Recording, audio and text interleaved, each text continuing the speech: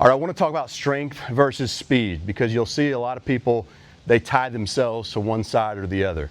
You got the speed group, you got the strength group, and they'll argue which one, should you prioritize? Is strength making you slower, blah, blah, blah. So I'm going to give you my interpretation. Number one, you need to specify, when you talk about speed, I've noticed a lot of people talk about speed as in sprint speed. So they're arguing over, the strength person's thinking weight room, the speed person's thinking track. So number one, level set. Make sure you're on the same page as far as what you call speed. Because if sprint speed is your main goal, then yeah, you're going to have to prioritize a lot of sprinting. Just like if I wanted to increase my back squat, I'm going to have to, include a lot of back squatting.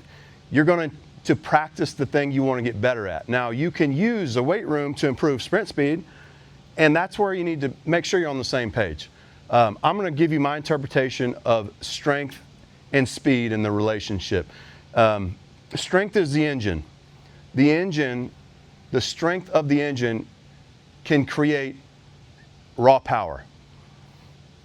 But you need the transmission to express it. So from what I see is you don't want this big, strong motor without the transmission to express it, to create the power that it's capable of creating. So I'm working both in all components because I understand that strength can set my ceiling, but the transmission is going to allow it. So a lot of people will talk about rate of force development. And let me just simplify it. I don't like the phrase because people use it as some I'm going to simplify it for you. Rate of force development is literally the speed at which you can create your the speed at which you can create your highest output, usually measured in force. So the idea that I can reach my peak power, or peak, whatever you want to call it, watts, whatever you want to call it, the faster the better. That would be advantageous in sprinting. If I'm an offensive lineman going against a defensive lineman, whoever, that whole concept where he maxes more, but this guy's faster, he's going to reach his higher output before this guy does. That is hypotheticals that confuse a lot of people. Rate of force development is simply being able to access your highest outputs faster. And to do that, you need to practice speed with all loads, lightweight, moderate weight, and heavyweight. The differences are light weights have time constraints, meaning you don't have a lot of time to produce those outputs. Heavier weights that move slower give you a longer amount of time to reach that high output, your highest output. Think of a 1 rep max on a bench press. You've got like 3 to 5 seconds at some point to get to your max output. A med ball chest pass, you don't have a lot of time. You've got literally fractions of a second to push the balls as hard as you can. So practicing both ends with time constraints, without time constraints, that's really the key. And then applying that concept to the specific skill that you want to develop. If it's jumping, I might use weights close to my 1 rep max, 80%, 60%, 30%, all the way down to dumbbell jumps, body weight jumps, and even assisted jumps. You're creating a spectrum. The assisted jumps, you've got the least amount of time. If you've ever heard of the concept of overspeed training, I'm going to explain it to you. Sometimes you need something to help you move faster so your body can adapt and learn to move faster. Here's the example. A lot of people think when you swing a baseball player swings a heavy bat, and then they stop and they switch back to their regular bat, it feels super light. It's actually shown that after you swing a heavy bat, your normal swing is actually slower. And what actually speeds your bat up is swinging something lighter than your bat and then picking your bat back up. Because the lighter bat, it's teaching your body to move faster. It's similar to overspeed training with sprints. If you've ever seen some people run down a small incline, that is a form of overspeed training. Some people use a bungee. I don't know if you've ever seen They'll run, somebody's in front, and they're literally pulling the person past them. That is a form of overspeed training. It allows your body to figure out how to move faster. So that is the complexity, the nuance of semantics in the speed versus strength. And the other ironic thing to me is the speed people think the strength people are anti-speed. There's a literal lifting training concept called velocity-based training, right? And the concept of velocity-based training is super simple. If you can move a load X amount of speed, and then you learn to move it faster, you're increasing your force output, because force equals mass times acceleration. So if the mass is the same and you get to a point where you can move the mass faster, you can then say, I improved my force output, right? So you take that concept to all weights. The other pet peeve I've got on velocity-based training is this idea that velocity-based training is only with lighter or moderate weight, where the weight literally moves fast. That is not the case. In fact, before there were velocity-based training devices, it's always been about speed and velocity. It's always been true that if you move a weight faster, you have to produce more force to do that. Whether it's your single 1 RM or 50%, it doesn't matter. All loads are velocity-based. If I can improve my 1 rep max, it's because I'm improving my max output with heavy weight. A lot of times in my warm-ups, if my warm-up sets are moving faster than normal, I know that it's going to be a good day. A lot of times that leads to a PR with heavyweight, because it's an indicator. If you're producing X amount of force with lightweight and it's more than normal, it's an indicator that you might also be able to, or you probably will be able to, produce more weight or more force with heavier weight. But it's a continuum. You don't ever want to just train light and fast, or just train heavy and slow. You want to try to move everything fast. I always say you want to train everything all the time, from near maxes, moderate, light, all the way down to your body weight, because the engine is the ceiling. It's creating the ceiling. The transmission, the speed component, whether it's in the weight room or literally on the track, is allowing you to access that raw power. So you've got to do both. There is no one or the other. There's people that even say strength is measured by speed. I've heard that, and I like that a lot. And here's the example. I deadlift 500 pounds for 10 reps. You deadlift maybe for 1 rep. The difference is if I only do 1 rep versus your 1 rep, your 1 rep is going to be really, really slow, because that's the most you can do. I can do it 10 times. Likely I'm going to be able to move that significantly faster. It's going to look easier.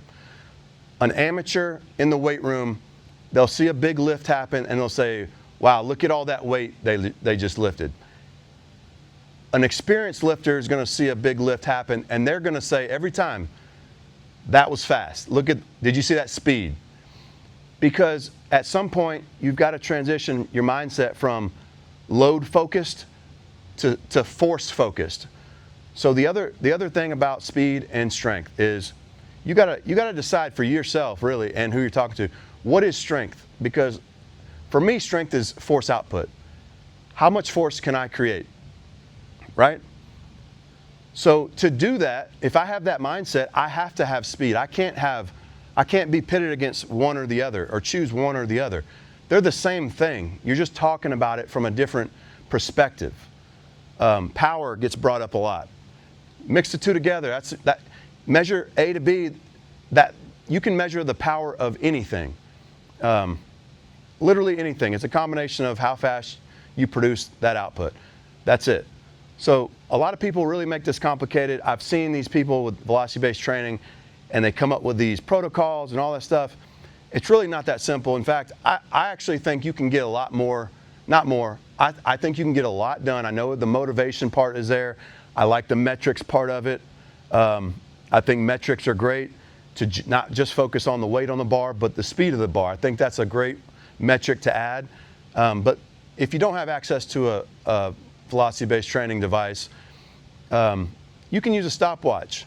And I like to use that type of training with younger athletes because they can still compete, usually against each other. And I give them 5 to 10 seconds, do as many reps as possible, usually with moderate to lightweight. And that allows them to start this mindset of, to move something faster or press something harder, the speed has to be a part of it. So it's a massive learning point if you're a lifter or a coach. You can't pick one or the other. You've got to champion both. They've got to be understood by the athlete. And I really like the engine and the transmission analogy because it makes it all come together. They have to come together. The other thing I would say is for people who are, if you're on the track side, right? The track coach is trying to do exactly what I'd like to do in the weight room. And what I mean by that is I have read a little bit and I've talked to Coach Holler and the feed the cat concepts. That's the same thing. I would agree with most of his points. I just want to do it in the weight room. And I've worked with track teams. They have a track coach, and usually they have also a weight room coach. They have two. They work together. So the idea that, speed over conditioning. Conditioning in the track world is, the analogy in the weight room is high rep sets. I think high rep sets are counterproductive, just like this mindset thinks conditioning can be counterproductive. You want short bursts, you want high quality, you want to track metrics, you want to do all that, you want to apply all those concepts in the weight room. I would call it feed the farm, the mule, the cat, the dog, and the animal to me represents the load. And I'm going to apply this concept with low rep sets, no matter the load, because rest and recovery are important. You want to create a competitive atmosphere. I don't want just busy work. I don't want to make people tired. That doesn't always work out well. It's not specific. Anybody can make anybody sweat. So what I appreciate about Coach Holler's perspective is, he's really identified some traditional ways that track practices or other training may have been done, and he's provided new and a better perspective for outcomes. And so that's how I see it in the weight room. I kind of see the same thing. Like I said, feed the farm. All the animals, all the loads, take the speed concept to all of them. Before I wrap this up, the eccentric portion, that is a part that is individualized to everybody. Some people can move things faster in eccentrics, some people can't. But the concept is you would like to be able to move it faster. So I have a new program, it's going to be linked below, that uses a stopwatch or uses a speed mindset in the weight room. And so a lot of times, if you're moving something as fast as you can for a certain amount of time, whether it's 5 or 10 seconds, to do that, you're going to have to move the eccentric portion faster. That is a skill. It's a massive skill. It's something that I call a sport tempo, because there are no slow eccentrics in sports. Everything's fast. So in the weight room, I'm trying to deliver a training program that also demands fast. We're just adding load to it. And I think when you do that, you get a more complete or more holistic way of training.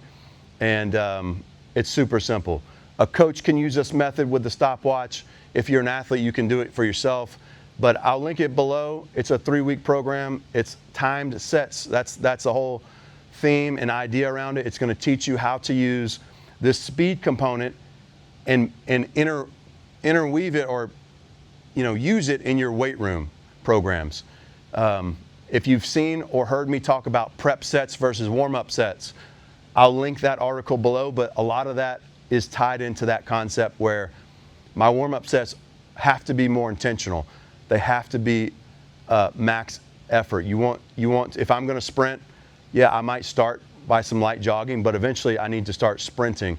And that's the mindset I take in the weight room with load. So I'll link it below so you can read that as well. But just next time you talk to somebody about strength and speed, get on the same page. Make sure you're talking about the same thing.